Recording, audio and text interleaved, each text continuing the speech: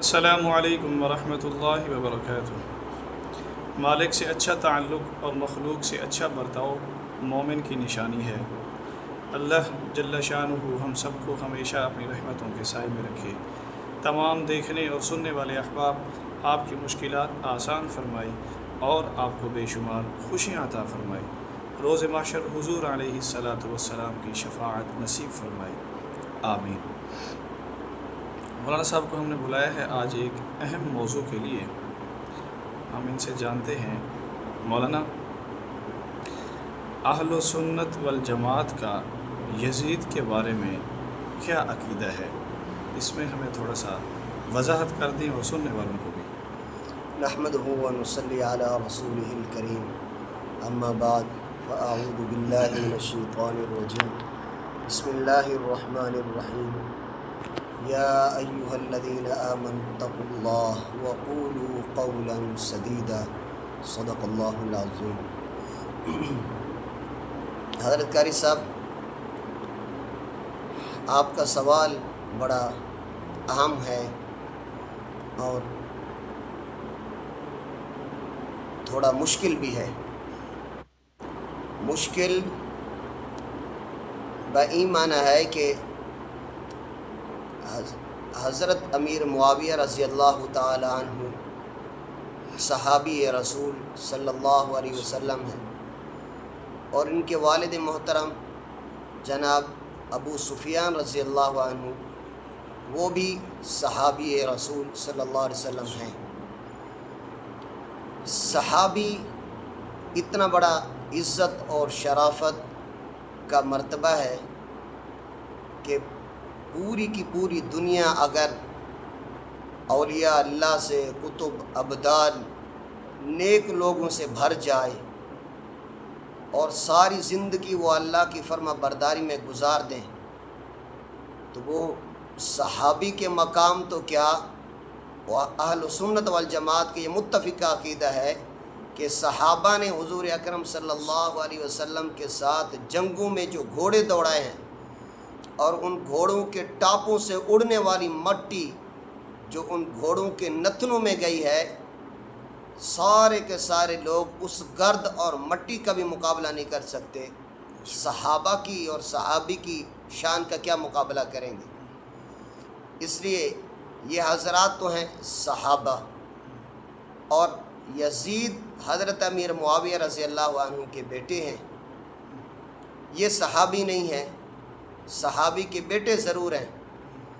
اس لیے یزید کی بداعمالیوں کی وجہ سے ہم یزید کو تو یہ کہیں گے کہ وہ اچھا آدمی نہیں تھا، اس کے اعمال اچھے نہیں تھے، اس نے حضور اکرم صلی اللہ علیہ وسلم کے نواسا سیدنا حسین رضی اللہ عنہ اور اہل بیت کے چشم و چراغ اور سرتاج، جن کے بارے میں حضور اکرم صلی اللہ علیہ وسلم نے یہ فرمایا کہ الحسن والحسین سیدا شباب اہل الجنہ، میرے یہ حسن اور حسین یہ جنتی نوجوانوں کے سردار ہیں۔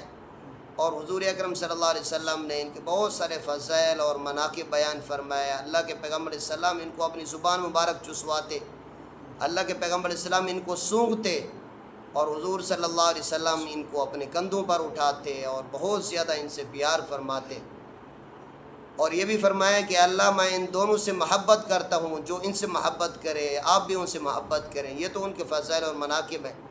اور یزید سے اتنی بڑی غلطی ہوئی کہ اس نے سیدنا حسین رضی اللہ عنہ اور اہل بیت کے دیگر جو ہے نا پورے خاندان کو اس نے قتل کروایا، تو اس نے بہت بڑا جرم کیا جی۔ تو اس لیے اس جرم کی وجہ سے اور اس کی باقی بدعمالیوں کی وجہ سے ہم یزید کو یہ تو کہیں گے کہ یہ اچھا آدمی نہیں تھا، یہ اس کے اعمال اچھے نہیں تھے، لیکن دو باتوں کا علماء نے یہ فرمایا کہ ہمیں خوب احتیاط کرنی چاہیے، بلکہ چند باتوں کی، ان میں سے ایک یہ ہے کہ یزید کی بدعمالیوں کی وجہ سے ان کے والد محترم اور ان کے دادا جان حضرت ابو سفیان رضی اللہ عنہ اور اسی طرح حضرت امیر معاویہ رضی اللہ تعالی عنہما، ان کو ہم برا بھلا نہیں کہیں گے، ہاں احتیاط اسی میں کرنا چاہیے۔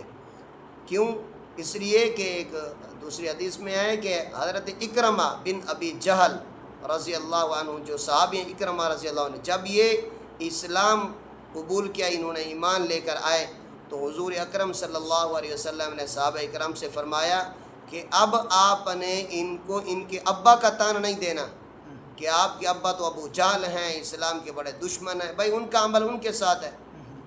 اب اسی طرح ہم دوسری جگہ دیکھیں، اسلام میں ہمیں بڑی مثالیں ملتی ہیں۔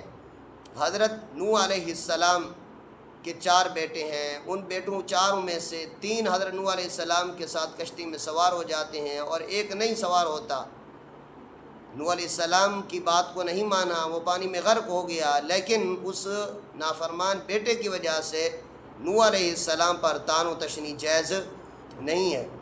اسی طرح آپ دیکھیں جو انبیاء علیہ الصلوۃ میں سے حضرت لوط علیہ السلام ہیں، خود اللہ کے پیغمبر ہیں، ان کی بیوی وہ عذاب میں مبتلا ہو گئی۔ اب حضرت نوح علیہ السلام کو تو ہم طعنہ نہیں دیں گے۔ اسی طرح دیکھیں فرعون، دیکھیں کتنا کائنات کا بڑا ایک اللہ کا نافرمان گزرا ہے، لیکن اس کی بیوی حضرت آسیہ جو ہے نا وہ مسلمان ہوئیں، انہوں نے، لیکن اب دیکھیں ان کی بیوی کو تو فرعون کی وجہ سے کوئی طعنہ نہیں دے سکتا۔ ہر ایک آدمی کا عمل اس کے ساتھ ہے، جو آدمی خیر کرے گا، اچھا کرے گا، وہ اس کے ساتھ اس کا عمل ہے۔ وَمَن يَعْمَلْ مِثْقَالَ ذَرَّةٍ خَيْرًا يَرَهُ وَمَن يَعْمَلْ مِثْقَالَ ذَرَّةٍ شَرًّا يَرَهُ، جو اچھا عمل کرے گا اس کا اچھا بدلہ وہ پائے گا، جو برا عمل کرے گا اس کی برائی کا وبال اسی پر ہوگا۔ تو اس لیے اہل السنت والجماعت کا یزید کے بارے میں یہ عقیدہ ہے کہ یزید اچھا آدمی نہیں ہے۔ یزید کو ہم اچھا نہیں کہہ سکتے کہ اس نے بہت بڑا جرم کیا ہے۔ حضرت حسین رضی اللہ عنہ جیسے عظیم شخصیت کو اور اہل بیت جیسے ہمارے ایمان کے جو ہے نا یہ منبع ہیں، سرتاج ہیں، ہماری آنکھوں کا سرمہ ہیں، ہمارے جو ہے نا سر ان کے لیے قربان ہیں، تو ان کی وجہ سے یعنی ان اہل بیت کو جس نے ان پر ظلم و ستم کرایا اور ان کو شہید کرایا، تو اس لیے اس کی بدعمالیاں تو ہیں، لیکن اس کو ہم یہ نہیں کہہ سکتے یہ اچھا آدمی ہے۔ لیکن اس کی وجہ سے ان کے والد محترم کو ہم سیدنا امیر معاویہ رضی اللہ عنہ پر ہم طعن و تشنیع نہیں کریں گے، جیسا کہ دشمنان صحابہ جو کرتے ہیں ان کو خوب معلوم ہے کون کرتا ہے، صحابہ کو برا بلا کون کہتا ہے۔ حالانکہ سب صحابہ کے بارے میں حضور اکرم صلی اللہ علیہ وسلم نے کیا فرمایا کہ الصحابۃ کلھم عدول، میرے سارے کے سارے صحابہ عادل ہیں، اور قرآن میں بھی اللہ نے فرمایا وَكُلًّا وَعَدَ اللَّهُ الْحُسْنَى، سب صحابہ کے بارے میں اللہ نے جنت کا وعدہ فرمایا ہے۔ اور صحابہ کے بارے میں تو اللہ نے فرمایا کہ اللہ نے ان کا اولئک الذین امتحن اللہ قلوبہم للتقوی، اللہ نے ان کے دلوں کا امتحان لیا تو ان کے دلوں کو تقوی سے بھرپور پایا، لہم مغفرہ، ان کے مغفرہ اجر عظیم، اور بہت بڑا اجر ہے۔ یزید کے بارے میں ہمارا عقیدہ یہ ہے کہ اہل سنت والجماعت کا کہ یزید اچھا آدمی نہیں ہے، فاسق فاجر ہے، گناہ گار ہے، لیکن اس کی وجہ سے ہم سیدنا امیر معاویہ رضی اللہ عنہ کو برا بھلا نہیں کہہ سکتے۔ اور واقعہ کربلا کا ذمہ دار بھی ہم یزید کو ٹھہراتے ہیں، کیونکہ اس نے اگرچہ قتل کرنے کا حکم نہیں دیا تھا لیکن بعد میں قتل کرنے والوں سے انتقام بھی نہیں لیا، اس لیے اس کا قصور ہے۔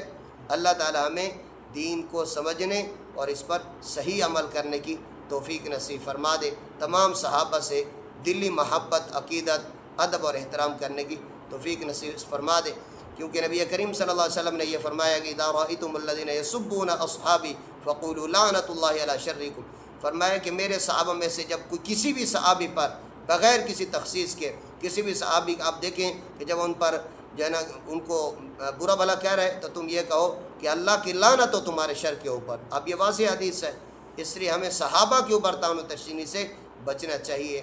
اللہ تعالی ہمیں صحابہ کی عزت، عظمت اور ان سے محبت اور عقیدت نصیب فرما دے۔ وآخر دعوانا ان الحمدللہ رب العالمین۔ آمین آمین۔